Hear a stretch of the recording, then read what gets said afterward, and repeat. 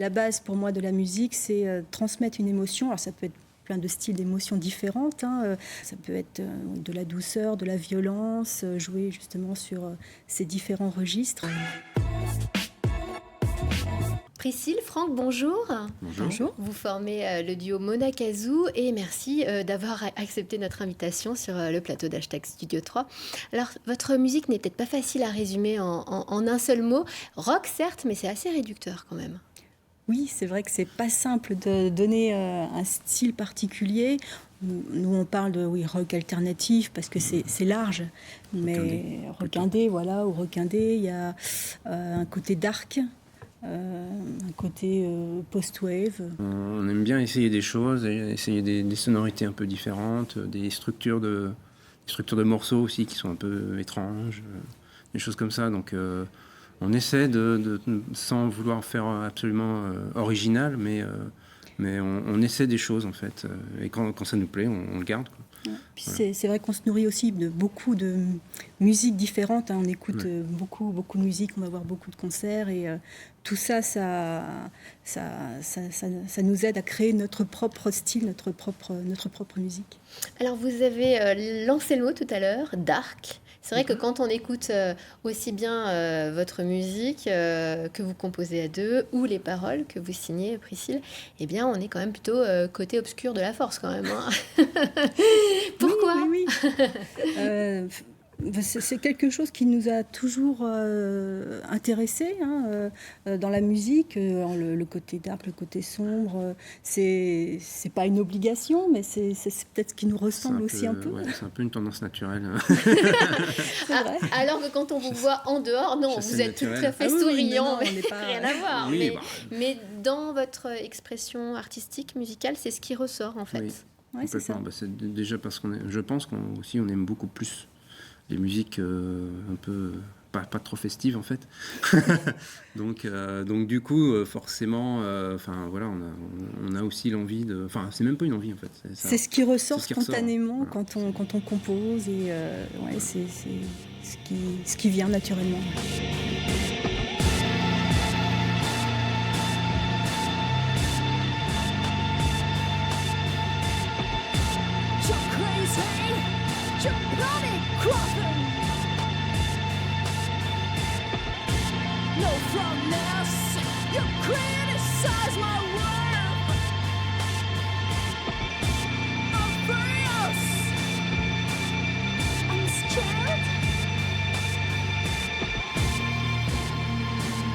Pour vous, ce qui compte dans la musique, c'est l'émotion.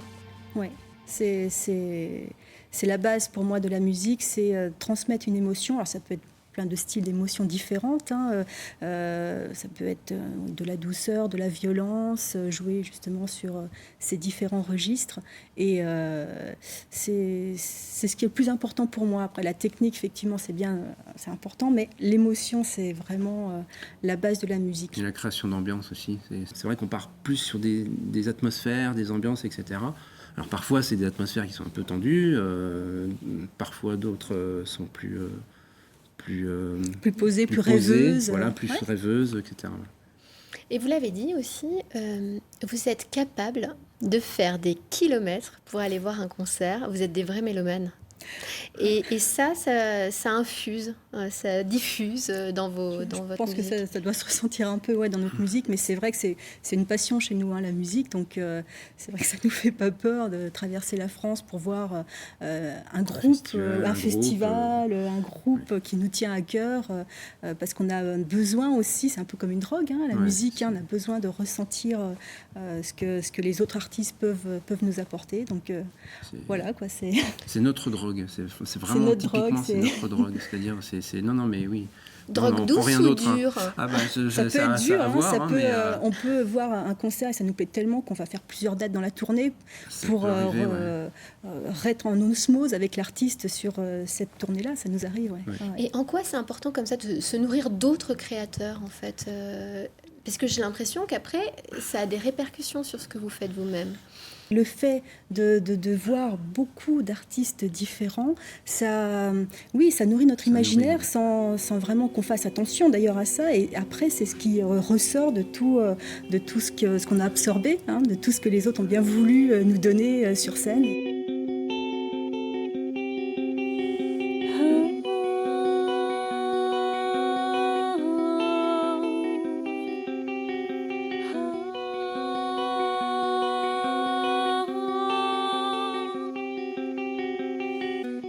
Come the birds with golden feathers.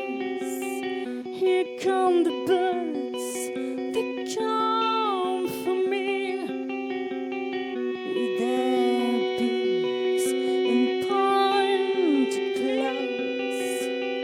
They promise me to set me free.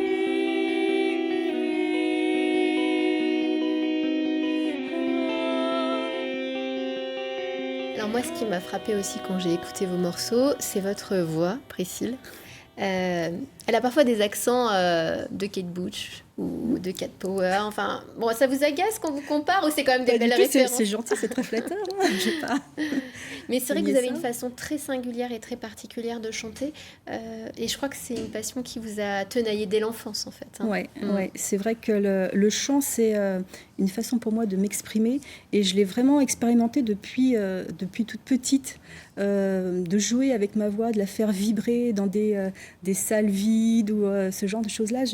J'ai toujours aimé jouer avec ma voix et apprendre du coup à l'utiliser sur différents registres. Hein. Ça peut être quelque chose de murmuré, ça peut être des chants un peu plus lyriques ou un peu plus frontal, crié. Et ouais, j'aime bien jouer avec la voix. C'est un instrument à part entière. Là, cette année 2019 aura été riche en dates de concerts, une trentaine. Je sais que c'est un endroit où vous vous plaisez énormément, mais vous avez aussi un gros projet à venir avec ce 3e album qui est en train de mijoter tranquillement en vous.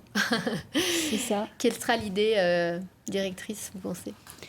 Alors, c'est un album qu'on a commencé à composer aussi hein, pendant la tournée de cette trentaine de dates. Ouais. On s'est posé aussi dernièrement là, pour ébaucher d'autres atmosphères.